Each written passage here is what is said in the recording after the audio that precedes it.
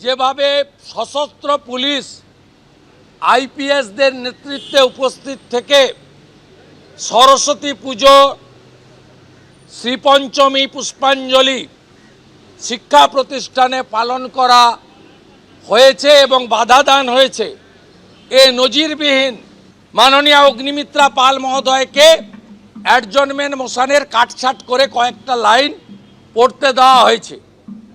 পড়তে দেওয়ার পরে হাউস অ্যাডজন করা হয়নি। আমরা বিজেপির আজকে যারা ছিলাম আমাদের রীতিনীতি অনুযায়ী বিক্ষোভ করেছি।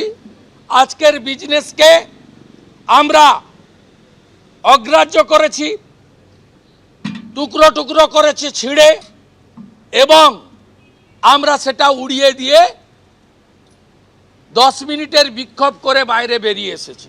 বিধানসভায় উপস্থিত না থাকা সত্ত্বেও বিশ্বনাথ কারককে সাসপেন্ড করেন, আর যিনি মুভার, যিনি তার আসন থেকে প্রতিবাদ করছিলেন, আমি ওয়েলে নেমেছি, কিন্তু বঙ্কিম ঘোষ বা অগ্নিমিত্রা পাল ওয়েলে নামেনি, তাদেরকেও সাসপেন্ড করা হয়েছে।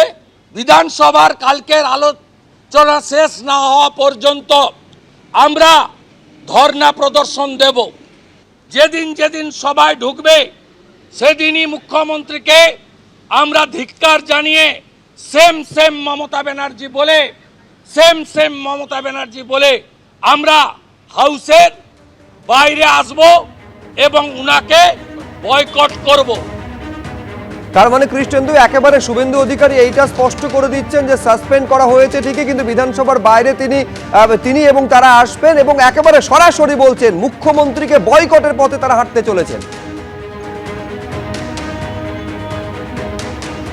একদমই তাই। এবং আজকে সাসপেনশনের সংবাদ যখন প্রকাশ্যে আসে তখন শুভেন্দু অধিকারী বিরোধী দলনেতা তিনি দলীয় বিধায়কদের সঙ্গে বৈঠক করেন, এবং বৈঠকের পর বেশ কয়েকটি সিদ্ধান্ত নেওয়া হয়েছে। এবং সিদ্ধান্ত নেওয়া হয়েছে এই কারণেই যে যেহেতু আগামীকাল মুখ্যমন্ত্রী এই বাজেট বক্তৃতায় রাজ্যপালের ভাষণের পরিপ্রেক্ষিতে মমতা বন্দ্যোপাধ্যায়ের বক্তৃতা রাখার কথা, ঠিক সেই সময় বিধানসভার বাইরে ধর্নায় বসবেন বিরোধী দলনেতা। অর্থাৎ কালকে মমতা বন্দ্যোপাধ্যায় বলার আগে যেখানে শুভেন্দু অধিকারীর বলার কথা ছিল, কিন্তু যেহেতু তিনি সাসপেন্ড, সেই সুযোগ তার থাকবে না। ঠিক সেই সময়টাকে ব্যবহার করে কৌশলী পদক্ষেপ নিয়েছেন বিরোধী দলনেতা। বিধানসভার গেটের বাইরে 12টা থেকে তিনি ধর্নায় বসবেন বিধায়কদের নিয়ে, এবং সেটা সমাজ মাধ্যমে লাইভ করা হবে, তিনি সেটাও ঘোষণা করেছেন। এবং মমতা বন্দ্যোপাধ্যায় যেদিন বিধানসভায় আসবেন বিরোধী দলনেতা তাদের বয়কট করবেন, এবং তিনি যে ভাতা পান এই 30 দিন সেই ভাতা নেবেন না, এটাই সিদ্ধান্ত নেওয়া হয়েছে। এবং আজকের বৈঠকে এটাও সিদ্ধান্ত পরে তিনি ঘোষণাও করেছেন বা জানিয়েছেন যে এই যে সিদ্ধান্ত সাসপেনশন, 3.5 বছরে বিরোধী দলনেতাকে 4 বার সাসপেন্ড করা হয়েছে, এটাকে তিনি রাজনৈতিক হাতিয়ারে করছেন। অর্থাৎ এই যে হিন্দুত্বের পক্ষে কথা বলার জন্য হিন্দুত্বকে হাতিয়ার করে বিরোধী দলনেতা বলছেন প্রকাশ্যে বারবার, হিন্দুত্বের পক্ষে কথা বলার জন্য, সরস্বতী পুজোর উপর বাধা আসায় তার প্রতিবাদ করার জন্য তিনি বিধানসভা থেকে সাসপেন্ড হচ্ছেন, এবং এটা তার পক্ষে গৌরবের বিষয়। এবং এই বিষয়ে তিনি সোচ্চার হবেন, এবং সেই সোচ্চার হবেন বিধানসভা থেকেই।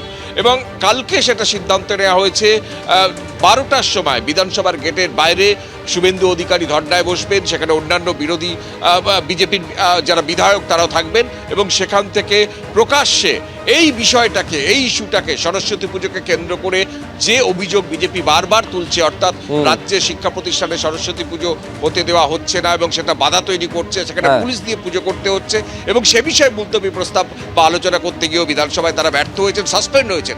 এই বিষয়টায় তারা সামনে আনতে চান, এবং কালকে বিধানসভার গেটের বাইরেই সেটা তারা প্রদর্শন করবেন।